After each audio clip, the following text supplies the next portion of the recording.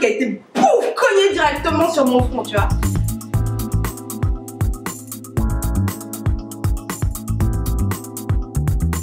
En tout cas, c'est la semaine des entrepreneurs et puis moi j'ai envie de te parler d'un bobo d'entrepreneur. Et celui qui m'a inspiré, c'est une conversation que j'ai eue sur Rebelle Forum avec Séverine. Séverine, la fantastique Séverine, nous a partagé un petit peu son expérience et ce qu'elle disait justement a tellement résonné. En fait, ce que je vais te parler, c'est vraiment cette impression de tourner en rond que l'on vit quand on est entrepreneur. Et il faut gérer en fait les horaires par soi-même, créer toute cette réalité par soi-même. Et je vais te lire en fait un morceau de son message qui selon moi résonne extrêmement fort. Donc elle nous explique un tas de trucs justement par rapport aux difficultés à ce moment-là et puis elle nous dit le temps n'est jamais vraiment perdu, certes, car j'ai appris beaucoup et je veux continuer à apprendre, mais là je me rends compte que je suis isolée dans ce chemin de vie et je n'arrive plus trop à en sortir car je réfléchis trop. Pourtant j'ai fait des choses chaque jour. Pourtant, j'en fais des choses chaque jour. J'en écris des choses. Je lis énormément. Je me renseigne. Je m'inspire de plein de personnes.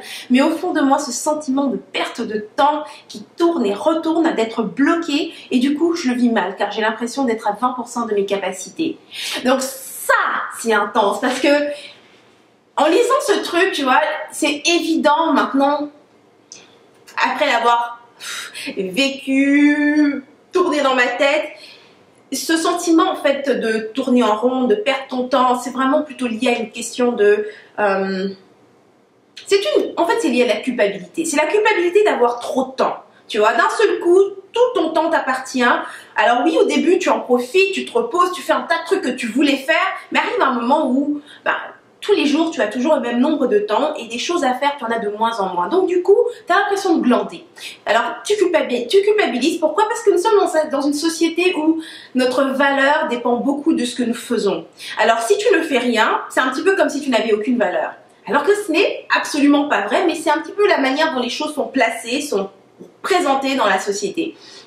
Donc, la première chose que j'ai eu à faire dans mon cas, c'était vraiment de faire la paix avec cette idée qui est que j'ai décidé de lancer une entreprise, oui, parce que je voulais amener des choses, je voulais apporter des solutions dans ce monde, mais aussi parce que je voulais me reposer. Tout simplement me reposer. Et c'était la chose la plus difficile à accepter parce que dire me reposer veut dire j'avais envie de rien faire. Oh mon Dieu! Et là, tout de suite, il y a cette espèce de bourreau dans ta tête qui te dit ah non! Tu as décidé de lancer une entreprise, tu as décidé de quitter le salariat, et bien maintenant tu vas bosser. Tu vas bosser dès le matin, tu vas te lever à 6 h du matin, tu vas te coucher à 11 h et tout ce temps-là, tu vas bosser. Tu vois un peu? Donc ça c'est le bourreau qui est à l'intérieur là, qui est avec son espèce de fouet psychologique dans ta tête en train de te faire bosser comme un esclave. L'entrepreneuriat, comme n'importe quel autre art, n'importe quoi que tu dois créer nécessite du temps à rien faire. Et le temps à rien faire, c'est le temps où les idées peuvent venir. Parce que pendant que tu es en train d'être occupé à faire des choses, c'est difficile d'avoir des idées fraîches. Et surtout, si tu passes ton temps à refaire et refaire les mêmes choses, oui, tu auras la sensation de tourner en rond parce qu'en fait, tu tournes en rond. Donc, c'est vraiment d'accepter que par moment, tu dois juste lever le pied et ne rien faire. Et si ne rien faire, c'est trop difficile pour toi, eh bien dans ce cas-là, tu dois aller vers d'autres activités, mais des activités qui n'ont rien à voir avec ton entreprise. Tu pourrais par exemple te lancer dans un sport qui te plaît, dans un autre type de création, d'art, ou bien faire du bénévolat, ou alors travailler pour quelqu'un. Parce que ton entreprise, ça prend du temps, ça va pas se faire du jour au lendemain, ça se fait pas sur un claquement de doigts. Ça prend du temps à grandir et il faut que tu sois arrivé à une certaine étape pour pouvoir voir la prochaine étape, tu vois. Et personne ne peut te dire quelle est la prochaine étape. C'est une entité vivante, il faut qu'elle évolue et à chaque fois que tu grandis avec elle, tu découvres la prochaine étape.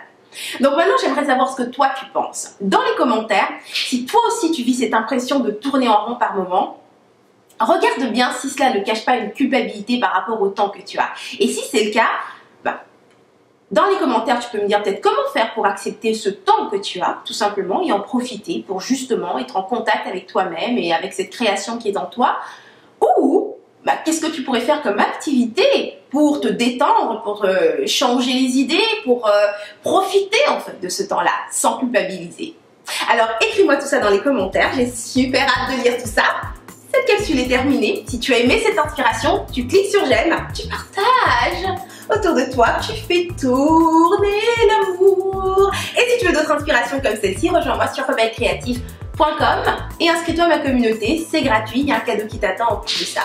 Alors c'était Henriette Ndaka, moi je te dis à la semaine prochaine et d'ici là, agis comme une rebelle créative. Tu vis à fond, sans culpabiliser, sans complexe et sans stress. Mouah.